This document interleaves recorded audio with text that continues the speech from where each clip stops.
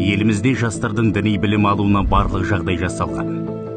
Діни сауатын арттырғысы келген немесе осы саланың маманы болуды армандаған жерлестерімізге сатылы түрде білім алу бағдарламалары қарастырылған. Бірақ соған қарамастан әлі де шетелдегі марказдарға бүйрегі бұрып тұратындар бар. Тіпті бұған таяу шығыс пен Ауғанстан аймағындағы күрделі ахуалда тоқтау болмай тұр.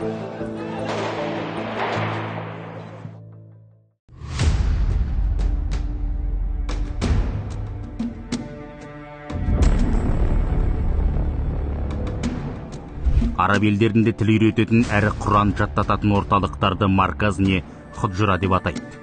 Құрылтайшылары жеке қорлар. Заңсыз марказдардың бағыты дәстүрлі исламдық ұстанымдарымызбен үйлеспейді.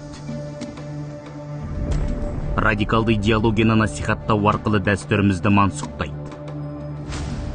Ұлттың тарихын даттап, жадымыздан өшіруге тырысады.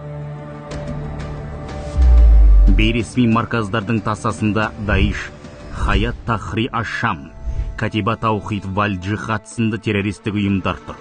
Бұған Сириядағы сойқан басталғанда аталған тіл курстарындағы жастардың лаңкестерге жақтасқаны дәлел. Бұл тенденция әлі тоқтамай тұр. Тек қатарларына жақтас жинаудың тактикасы өзгерді. Қылмыстық пиғылдары әшкереленген ағымдар қазір мектеп жасындағы балаларға арнап офлайн әрі онлайн медреселер ашып жатыр. Шынайы исламды үйретеміз деген желеумен жабық мекемелерінде экстремистік идеологияларын дәріптейді. Жеткіншектерге Каир мен Стамбул көшелерінде қайыр тілетеді. Бүгін догматизм доктринасын қабылдағандар ертең елге оралып ойран салмасына кім кепіл?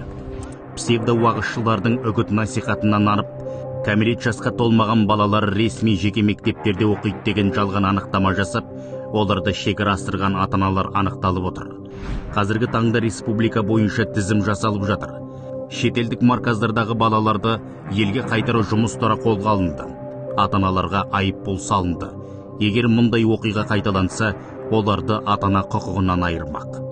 Ұрпағымыз ұлтынан алыстамай, ұлағатты тұлға болып қалыптассын десек, оларды шеттегі күмәнді діни марказдарға жібермей, елдегі ресми білім ордаларында оқытқан абзал.